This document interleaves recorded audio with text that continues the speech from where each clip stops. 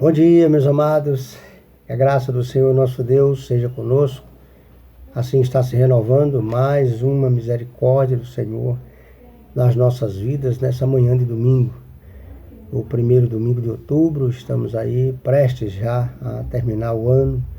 Um ano que podemos dizer para aqueles que chegaram até aqui e que estão continuando na sua batalha, na sua saúde, em todos os sentidos, um ano de vitória, né? Porque só há vitória se houver guerra, se houver batalha. E graças a Deus esse ano foi um ano de batalha, um ano, está sendo, né, na verdade, um ano de dificuldades, mas também um ano de vitória, né? Então eu quero nessa manhã compartilhar com vocês aqui Mateus capítulo 9. Nós vamos aprender um pouquinho aqui nesse chamado ou vocação de Mateus, nesse discípulo maravilhoso de Jesus, nos ensina algumas coisas aqui na sua vocação, no seu chamado, tá bom? Então nós vamos observar em Mateus capítulo 9, a partir do versículo 9, Mateus 9, 9, o que nos diz a palavra do nosso Senhor e Salvador, Jesus Cristo, por meio de Mateus. Diz assim a palavra de Deus: saindo dali, Jesus viu um homem chamado Mateus, que estava sentado na coletoria, e disse-lhe: segue-me. Ele se levantou e o seguiu. Estando Jesus à mesa na casa de Mateus, chegaram muitos publicanos e pecadores e se sentaram à mesa juntamente com Jesus e seus discípulos. Vendo isso, os fariseus perguntaram aos discípulos: por que o vosso mestre come com publicanos e pecadores? Jesus, porém, ouvindo isso, respondeu: os sãos não precisam de médicos, mas sim os doentes. Ide, pois, e aprendei o que significa: quero misericórdia e não sacrifício, porque eu não vim chamar justos, mas pecadores. Então, vamos orar ao nosso Deus, que a sua palavra seja guardada no nosso coração. Amém? Deus amado, Deus santo, Deus poderoso, muito obrigado. Mais um domingo na tua presença, mais um tempo de palavra ao nosso coração, mais um tempo de edificação para a nossa fé. Então, nessa hora, pedimos ao Senhor toda sorte de bênção, sabedoria, tudo aquilo que o Senhor tiver para nós nesse instante. Libera-nos, ó Deus, para que o nosso coração seja cheio da tua graça e da tua misericórdia nesse momento. Nós te oramos assim, no nome de Jesus. Amém. E graças a Deus. Amém, queridos. Então, misericórdia quero, né? Como diz aqui o texto sagrado. Então, Jesus diz o seguinte: os sãos não precisam de médicos, mas sim os doentes. E Jesus manda que os fariseus e os escribas estudem o que significa misericórdia.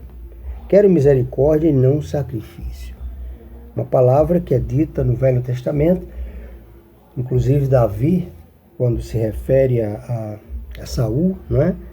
Ele vai dizer que realmente Deus ele não quer sacrifício, ele quer misericórdia. Davi aprende isso na sua vida, quando ele está em pecado, quando ele está em dificuldade, quando ele está em problemas. Em um dos seus salmos ele escreve ao Senhor: ah, Senhor, se o Senhor se alegrasse com ofertas, com dinheiro, com sacrifício, como eu tinha para te dar. Mas eu sei que o Senhor se agrada de misericórdia, o Senhor se agrada de honestidade, o Senhor se agrada de obediência, né? Então, nesse texto aqui do chamado da conversão, ou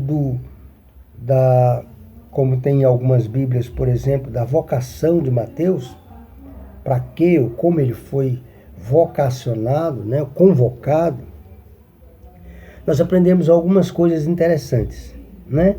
Então, Mateus ele relata a história da sua própria conversão aqui e dificilmente poderia tê-lo feito de maneira mais resumida. Olha, uma conversão, um momento especial, mas ele resume espetacularmente, né?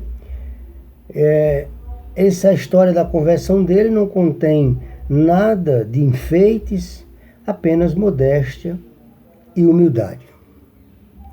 A gente observa que ele não dá uma enfeitada, ele não conta mais coisas, ele só conta que no momento, ou no nosso contexto aqui, que Jesus acabara de curar aquele paralítico ali, que os 4 amigos chegam e colocam ele pelo telhado, né? Nós sabemos da história aqui, no começo do capítulo. E Jesus cura aquele homem, depois de ser ali questionado pelos amigos, e diz: olha, para que vocês saibam que o Filho de Deus tem autoridade para perdoar pecado, levanta e anda. E aí, aqui, a gente sabe que o que realmente acontece, né? Aquele homem levanta e anda. E a partir do versículo 9, Jesus saiu dali, daquela casa, né? Daquela multidão, e quando ele vai andando ali, ele vê, ou ele se encontra com um homem chamado Mateus, que estava sentado na coletoria. Então, Mateus era um coletor de impostos, né? Ele era aquele cara que trabalhava ali na organização da coletoria. Era um funcionário público, né? Então, simplesmente Jesus olha para ele e diz: segue-me. E ele levantou e seguiu Jesus. Então, nesse resumo aqui, a primeira coisa que a gente vê é que o estado anterior dele, né, que ele fala aqui, o seu estado anterior, um publicano, pecador, né, porque todo o funcionário público daquele contexto de Jesus tendia a não diferente de hoje, a grande maioria, como é que eu posso dizer, a sonegar, a extorquir, né, pessoas, a acrescentar o pagamento daquelas pessoas, fazendo aquelas pessoas pagarem mais do que o que era necessário. Então ele era um camarada que por extorquir, ele judiava, né, com a comunidade, com a população ali, sob sua responsabilidade. E a gente vê aqui o chamado, né, do Senhor. Simplesmente o Senhor diz: segue-me. Olha no olho, né, como diz aqui o texto da palavra. O Senhor da coletoria só disse assim: segue-me. E a gente vê aqui nessa ordem de Jesus, nesse chamado, nessa convocação, a resposta dele de fé. Imediatamente seguiu Jesus. A sua resposta mediante a fé foi uma resposta imediata. Quantas vezes nós temos pessoas, né, com vidas parecidas com a de Mateus, né?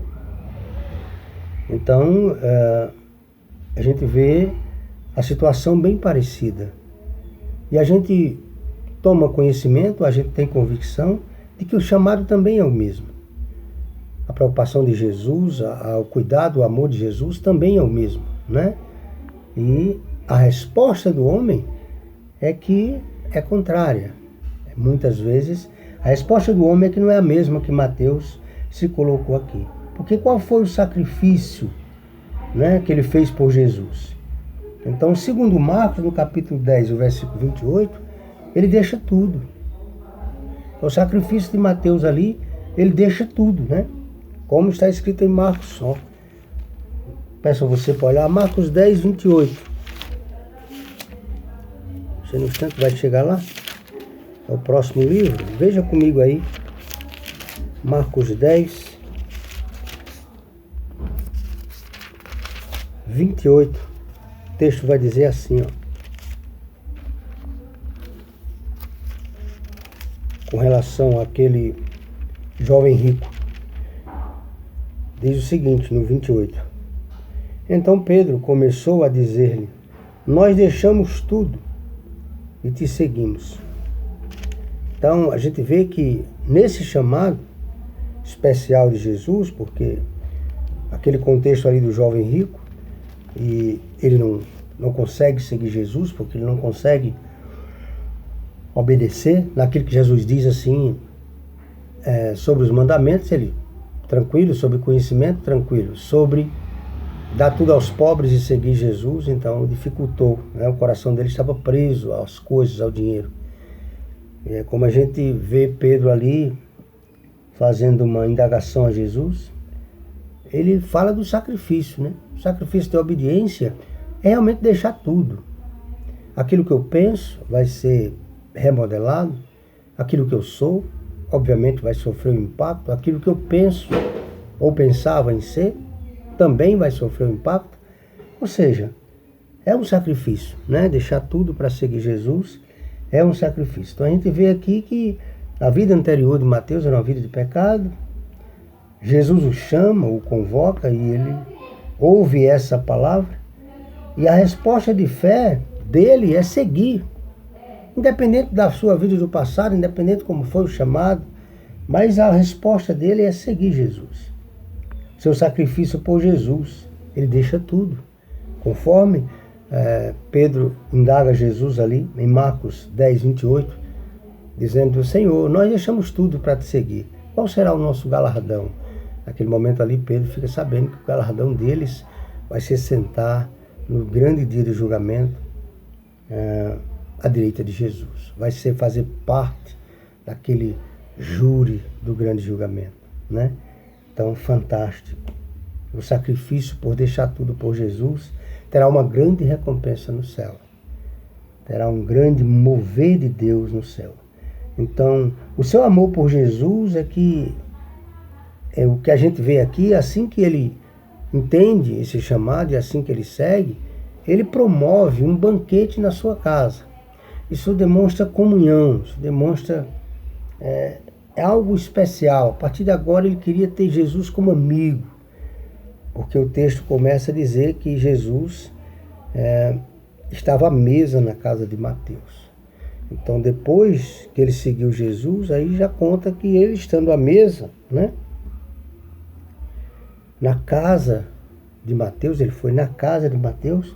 Então, isso mostra que a partir daquele momento ali, mostrava um amor, né, preparando um banquete para Jesus.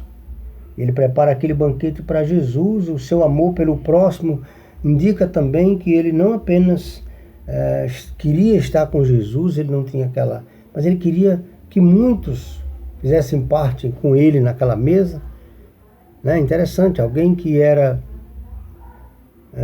mal visto por muitos, mas tinha também muitos amigos, como assim no meio político, né?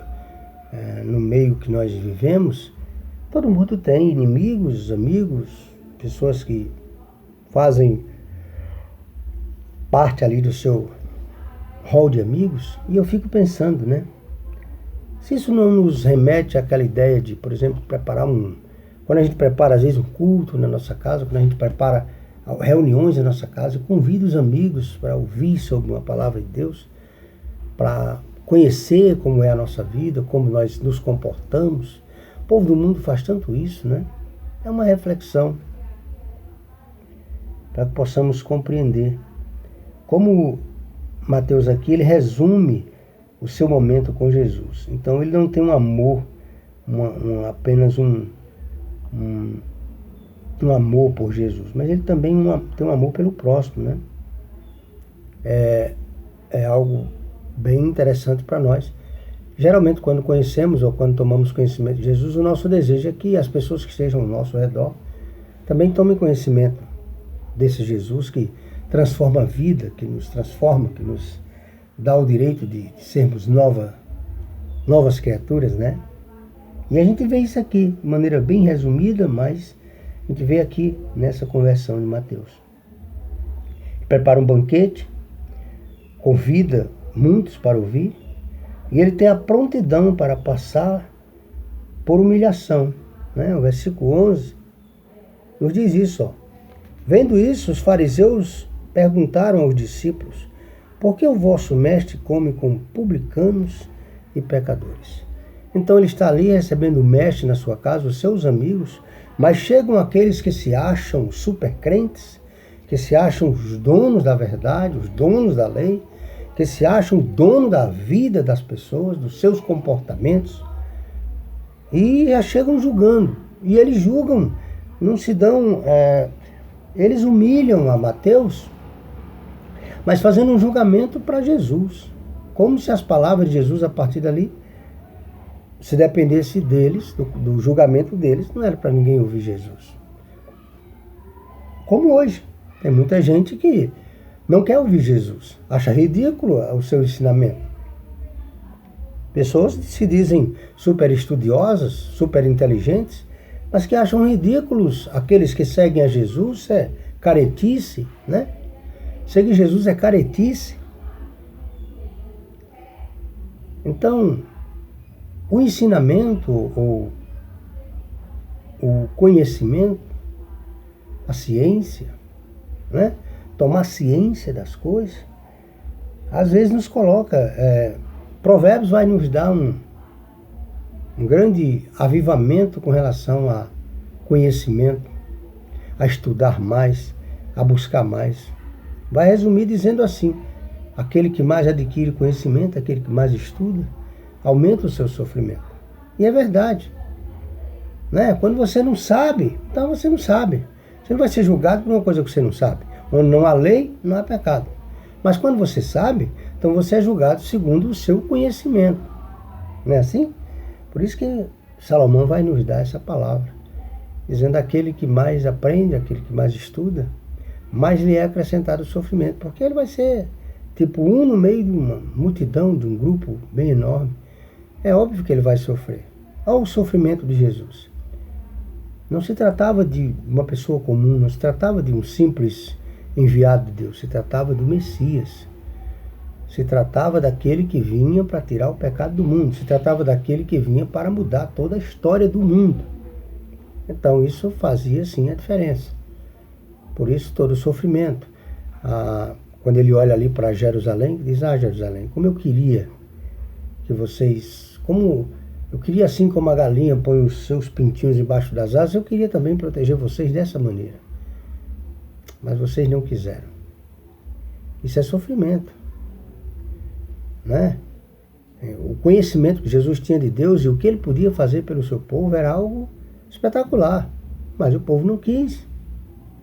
Porque dependia do povo aceitar. E aí, porque o povo não aceitaram, então Jesus não deu a viagem perdida, porque Deus é Deus. E é o apóstolo Pedro que tem essa revelação dizendo que a multiforme graça de Deus, quando uma vez não foi aceito, então chegou até nós. Se reformou, se reformulou e chegou até nós. O próprio João vai dizer que Jesus veio para os que eram seus, mas os seus não o receberam. Então todo aquele que teve o prazer ou o recebeu, ele deu o direito de ser ou tornarem filhos de Deus. A saber, os que creem em seu nome. O texto está falando de nós, os gentios, que fomos enxertados nessa videira verdadeira. Então vem aqui a humilhação. Vem aqui a humilhação e a prontidão de Mateus para não falar. A Bíblia não diz que ele fala nada. Então é Jesus que escuta aquilo ali e dá essa resposta que é o tema da nossa mensagem de hoje. Os sãos não precisam de médicos, e sim os doentes. O que é que Jesus queria dizer com isso? Aqueles que estavam se achando ali os donos da verdade, não precisavam de Deus, eles já eram o seu próprio Deus. Aqueles que não estavam doentes, não precisavam de Deus, viviam todos certinhos, quanto à lei, quanto à escritura, quanto ao conhecimento, não precisavam de Jesus. Então, agora, Mateus precisava. Mateus estava doente, enfermo. Ele tinha a lepra do pecado. Ele tinha a dificuldade de conhecer a Deus. Como um homem pecador, a sua visão era uma visão limitada. Mas Jesus queria lhe dar uma visão salvadora, uma visão diferente. E por isso ele estava doente. E quando Jesus o chamou, como todo doente que toma o remédio quando o médico passa, porque para se livrar daquele problema, daquela dor, acaba não tá nem... Quando o negócio é sério, mesmo que o médico passa, tá para tomar qualquer coisa. Muito embora não termine o tratamento, porque na metade a doença já deu aquela aliviada, o cara deixa o restante do remédio. Depois ele adoece de novo, bota para morrer, e aquele remédio não serve mais, porque aquele remédio era um tratamento. Não era um paliativo, era um tratamento. Ele vai se tornar um paliativo porque ele não serve mais. E a pessoa está com uma situação mais grave, e aí recorre novamente àquele remédio, só tomar metade, como todo tratamento. Tem que ir até o final. Então a gente vê aqui a prontidão que esse camarada tem aqui de receber essas afrontas na sua casa, na sua própria casa. Então o crente ele tem que estar disposto a isso, né? Tem que estar preparado para isso. É como a palavra do Senhor nos diz aqui em Hebreus 13. Então eu convido você também.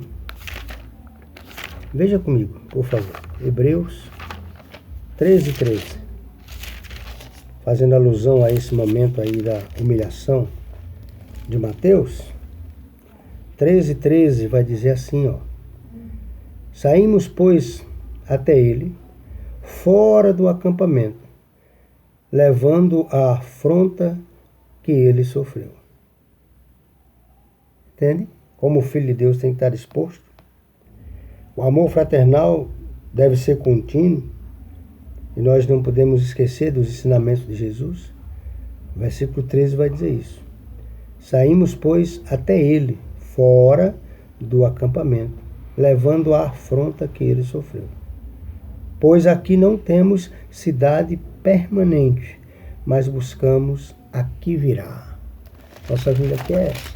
Aqui nós não temos cidade permanentes, mas nós buscamos a Nova Jerusalém. A que está preparada para nós, está preparada para os santos. Aqui não tem coronavírus, aqui não tem corrupção, aqui não precisa de delatação, aqui não tem falsidade, aqui não tem choro. Que lugar! Que lugar! Nós precisamos estar trabalhando aqui, mas a nossa visão está lá. Temos que trabalhar aqui, mas o nosso pensamento está lá. Então, se você se sente nessa necessidade, você é um doente.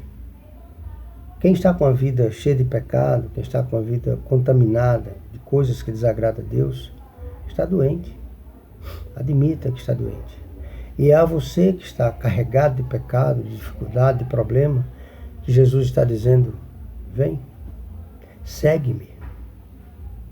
Seguir Jesus é aprender dele, é buscar nele a solução, é agir conforme a sua palavra manda. A única coisa que você vai ter que fazer é depender, porque sem dependência você não vai conseguir. É através da obediência que você vai conseguir. Dependa de Deus. Ele vai alegrar o teu coração de vez em quando, mas você vai sentir apertos também de vez em quando, mas resolva adorar, resolva amar a Deus. Ele só está dizendo, segue-me. É assim que segue Jesus. Seguir Jesus não é só caminhar, é observar, é ler a sua palavra e tirar lições para a nossa vida. É a você que está cheio de pecado, se sente doente, se sente perdido. Jesus está chamando. Você que se acha um super crente, analise-se. Você que se acha tipo que não precisa mais de nada, analise-se, porque você pode estar são. Pode não estar precisando de Jesus. Será que existe alguém que não precise de Jesus? Será que aqueles fariseus não precisavam de Jesus? Será que aqueles escribas não precisavam de Jesus? Devemos pensar nisso. Uma coisa é certa, queremos terminar nossa palavra.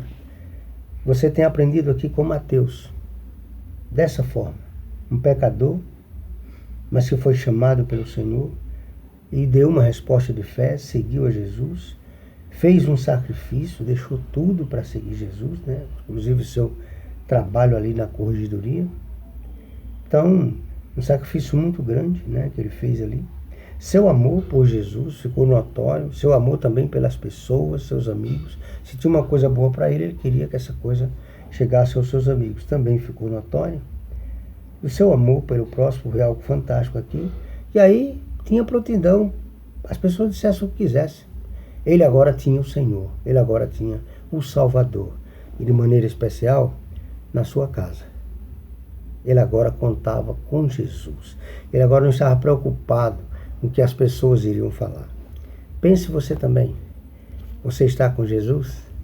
Tem alguma preocupação? Tem alguma coisa que te importuna? Conversa com ele. Ele está ou pode estar na tua casa. O teu coração pode ser a casa de Jesus. Deus te abençoe. Bom dia. Que a graça do Senhor seja conosco. E lembre-se, os sãos não precisam do médico ou dos médicos, mas sim os doentes. Como você está?